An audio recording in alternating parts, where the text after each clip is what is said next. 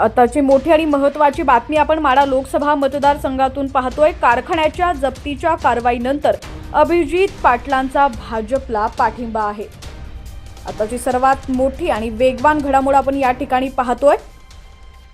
अभिजित पाटील हे भाजपला पाठिंबा देणार आहेत। रणजितसिंह नाईक निंबाळकर यांना ते पाठिंबा देणार आहेत। 2 दिवसात देवेंद्र फडणवीसांची विठ्ठल कारखान्यावर सभा देखील होणार आहे। जप्तीच्या कारवाईनंतर अभिजित पाटलांचा भाजपला पाठिंबा आहे। जप्तीच्या कारवाईनंतर अभिजित पाटलांनी भाजपला आपला पाठिंबा दर्शवलेला आहे। रणजितसिंह नाईक निंबाळकर यांचा ते प्रचार देखील करणार आहेत। माढा लोकसभा मतदारसंघातून आताची सर्वात महत्त्वाची आणि मोठी बातमी आपण पाहतोय। जप्तीच्या कारवाईनंतर अभिजित पाटलांचा भाजपला पाठिंबा आहे। रणजितसिंह नाईक निंबाळकर यांना ते पाठिंबा देणार आहेत। जिल्ह्यामध्ये प्रामाणिकपणे पवार साहेबांचा पक्ष मोठं करण्याचं काम केलं। आज आपल्याशी भूमिका घेतोय तर आपल्याशी देखील आम्ही प्रामाणिकपणे काम करू आणि आपल्याला त्या ठिकाणी मतातून दिसेल की या परिवारानं ह्या गटानं काम केलंय आणि आपल्याला त्याचा लाभ झालाय आणि हा लाभ मिळवून देण्याची भूमिका आम्ही उद्याच्या काळामध्ये त्या ठिकाणी करू। अधिकीचं बोलत नाही कारण 9:22 झाले, तुम्हाला करकमला सभा आहे। मी या ठिकाणी माढा लोकसभेचे उमेदवार रणजितसिंह नाईक निंबाळकर साहेब आणि सोलापूर लोकसभेचे उमेदवार राम सातपुते साहेब या दोघांनाही आपल्या सर्व परिवाराच्या वतीनं त्या ठिकाणी जाहीर पाठिंबा देतो। आपण सगळेजण मिळून काम करूया। उद्या दोन्ही उमेदवार त्या ठिकाणी निवडून आणण्यासाठी आपण सर्वजण कष्ट प्रामाणिकपणे करूया एवढं बोलतो आणि थांबतो।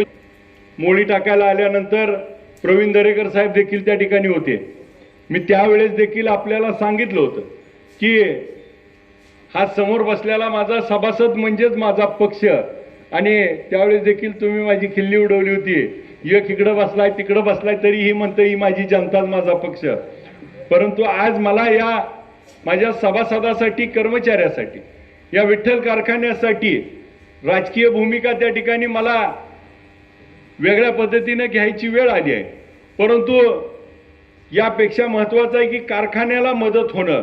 उद्याच्या काळामध्ये कारखान्याचं OTS असेल, कारखान्याला त्या ठिकाणी अर्थसहाय्य असेल, ह्या सगळ्या गोष्टी करून कारखान्यावरती MIDCचा प्रकल्प देखील दादा आमचा प्रलंबित आहे, तो देखील या ठिकाणी होणं। ॲग्रिकल्चर कॉलेजचा प्रस्ताव आमचा त्या ठिकाणी प्रलंबित आहे। मायबाप सरकार त्या ठिकाणी असेल तर त्या ठिकाणी सगळे विषय मार्गी लागतील आणि या ठिकाणी गेल्या वर्ष 1.5 वर्ष आपण बघतोय माझ्या शेतकऱ्याला सुख समृद्ध करण्यासाठी आम्ही आमच्या परीनं जे काही शक्य आहे ते सगळं करण्याचं काम आम्ही केलंय। उद्याच्या निवडणुकीमध्ये आपल्याला आज लक्षात येईल की निवडणुकीमध्ये हा परिवार ज्यावेळेस काम करतोय, आम्ही ज्यावेळेस त्या ठिकाणी निर्माण झाले गेले 2 वर्ष आम्ही काम करतोय, परंतु मी आमदार होण्यापेक्षा कारखाना महत्वाचा आहे। त्या सभासदाने मला निवडून दिलंय। ज्यावेळेस कारखाना चांगला चालेल, दराची स्पर्धा करत, माझ्या शेतकऱ्याच्या त्या ठिकाणी 2 रुपये जास्त देईल, त्या दिवशी सगळ्या शेतकरी सभासदाचा तालुक्याचा आशीर्वाद मिळेल आणि तो आशीर्वाद आमदारकीपेक्षा मोठा असेल हा मानणारा मी कार्यकर्ता आहे। माझ्या कर्मचाऱ्याच्या हाताला काम मिळालं पाहिजे, त्याची रोजीरोटी उद्या बंद पडू नये। मग त्यासाठी मला जी काही किंमत मोजावं लागेल ती किंमत देखील मोजायची आम्ही भूमिका घेतली। का तर माझ्या कर्मचाऱ्याला गेल्या काही वर्षामध्ये त्या ठिकाणी 30-30 महिने पगार नव्हते, काय त्यांच्या घरावरती प्रसंग उद्भवले हे मी नव्यानं सांगायची गरज नाही। यावर्षी दादा मला परवा एक आमचा कर्मचारी बांधव सांगत होता की त्या ठिकाणी आम्ही यावर्षी 13 का 14 दिवसाचा या महिन्यात पगार जास्त दिला, 47,000 रुपये पगार मिळाला म्हणला एका महिन्यात। आयुष्यात कधी एवढा मिळाला नव्हता, का तर आम्ही त्या ठिकाणी बक्षिसाची योजना दिली होती। मिळाला का नाही? मग आज त्या ठिकाणी काही झालं तरी गरुडाचं माहिती ना की सगळं थकलं तरी पुन्हा फिनिक्स पक्षाप्रमाणे आपला उभा राहतो। त्या पद्धतीने या विठ्ठल कारखान्याची अवस्था मी कारखानदाराच आहे आणि मोठा असाच 10,000 टनाचा खाजगी कारखान्याचा मी मालक आहे। पण एवढ्या 400-500 कोटी रुपयाचं जेव्हा इलेक्शन लढायचे तर रोंगे सर आम्हाला नेहमी आणि आमचं भाजप इथं होतंच दोघांचं निम्मा भाजप आमचं इथं होतंच. तर सरांच्या माध्यमातून आम्ही नेहमी सरांना प्रश्न विचारायचो की कसं करणार आहे, काय करणार आहे, तुमच्या डोक्यात नियोजन काय. अंबोरे सर असायचे, रोंगे सर असायचे.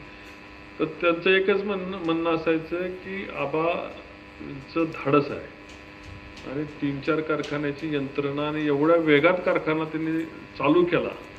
म्हणून मी म्हटलं की आबांच्या कर्तृत्वावर मी फिदा आहे. कारण कारखाना बंद पडल्यानंतर एवढ्या वेगात त्याला चालू करणं आणि नुसता वेगात चालू केला का सोलापूर जिल्ह्यामधला सर्वात उच्चांकी दर देणारा हा विठ्ठल परिवार पुन्हा त्याच्या पायावर उभा केलाय. असं करणारा माझा सहकारी मित्र आणि भविष्यामध्ये आम्हाला दोघांना एका पक्षामध्ये ह्याच्यामध्ये एका राजकारणामध्ये एकाच हातात घालून चालण्याला मिळणं मी माझं सौभाग्य समजतो. तुमच्या एवढंच सांगतो की आबांचं वय माझ्यापेक्षा लहान आहे. निश्चितपणे आबांच्या पाठीमागे एक भाऊ म्हणून मी मागे उभं होतो. अनेक गोष्टीसाठी आबांचा मला राजकारण सोडून सामाजिक कार्यासाठी जेव्हा मला आबांचा फोन आला तेव्हा आबा इथं साक्षीदार आहेत की त्यांचं काम त्या क्षणाला मार्ग हातावेगळे केलेला हा रणजितसिंह नाईक निंबाळकर तुमच्यासाठी मिळेल.